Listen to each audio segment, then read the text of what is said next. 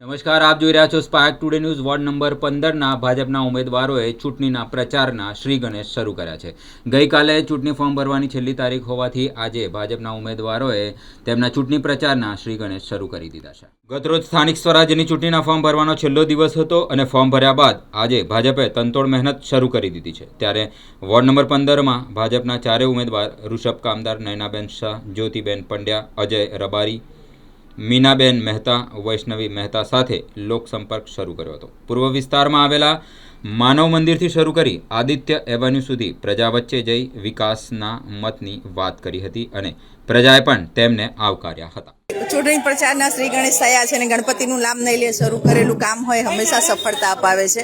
આપ જોઈ શકો છો ખૂબ મોટી જનમેદની અમારી સાથે છે અને વર્ષો વર્ષથી શૈલેષભાઈ જે આ એરિયા પર એમની પકડ છે અને જે રીતે લોકોની દિલમાં સ્થાન ધરાવે છે તો એમના મૂકેલા પ્રતિનિધિ માટે કોઈ ડાઉટ નથી, કોઈ જીત માટેની કોઈ શંકા નથી. અમારી જીત નક્કી છે. એવું કહીશું કે વોર્ડ નંબર 15માં ચૂંટણીનો પ્રચાર શરૂ કર્યો છે.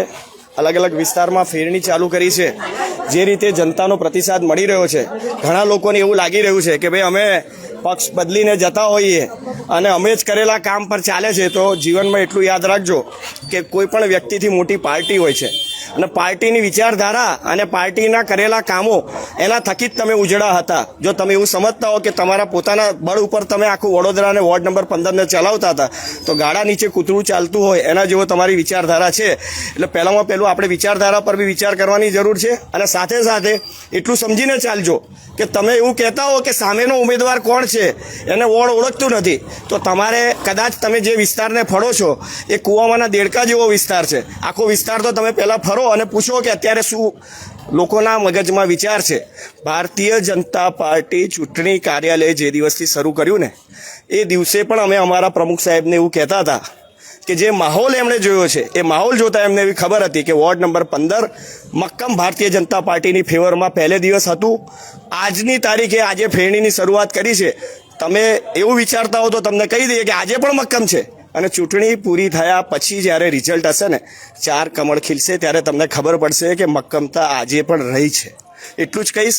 આપણે માત્ર ખાલી એવું સમજીને ચાલતા હોઈએ કે મારા પોતાના દમ ઉપર વોર્ડ ચાલતો હતો તો એ વિચારધારા આપણે સમજવાની અને વિચારવાની જરૂર છે.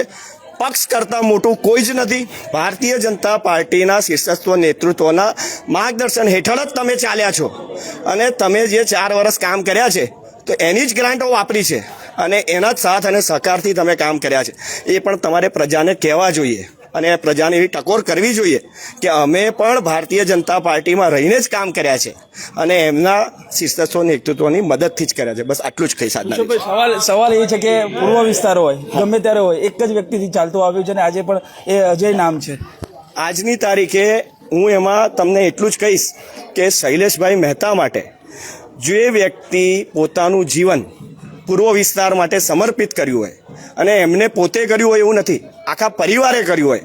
આજે તમે અમારા ચૂંટણીની ફેરણીમાં પણ એ વસ્તુને જોઈ શકો છો કે પરિવાર દર્ભાવતીને તો સાચવે છે, સાથે સાથે વડોદરાના પૂર્વ વિસ્તારને સાચવી રહ્યો છે અને એની જોડે જોડે એમની લાગણી પણ એવી છે કે ભાઈ પૂર્વ વિસ્તારમાં ડેવલપમેન્ટ આવવું જોઈએ.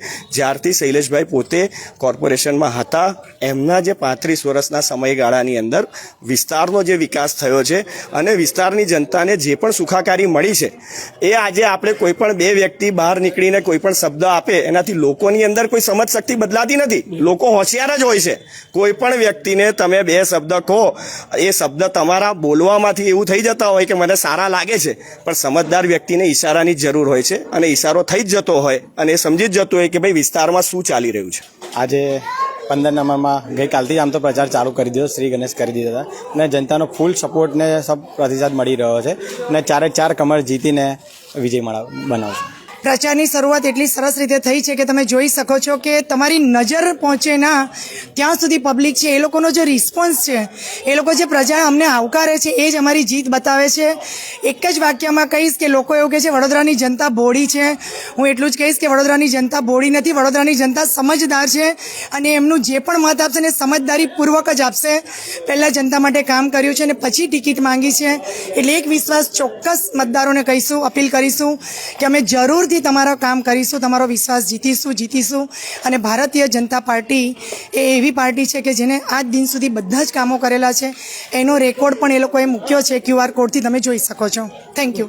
Bharatiya Janata party ward number 15માંથી અમને ઉમેદવાર તો અમે થઈ ચૂક્યા છે અને અમારો ચૂંટણીનો પડઘમ વાગી ગયા છે. કાલથી અમારો પ્રચાર ચાલુ થઈ ગયો છે અને આજે તમે જોઈ રહ્યા છો સવારમાં પણ અમે સૂર્યનગરથી આખો પટ્ટો અમે લઈ લીધો છે અને આજે બપોરે 4 વાગ્યાથી અમે અહીંયા આગળ માનવ મંદિર, શારદા મંદિર, ઉદયનગર આ બધો રૂટ અમે ચાલુ કર્યો છે. અને તમે જોઈ રહ્યા છો કે અમારી સાથે જનતા પણ સાથે છે, ખૂબ પ્રતિસાદ મળી રહ્યો છે અને લોકોનો વિશ્વાસ પણ છે.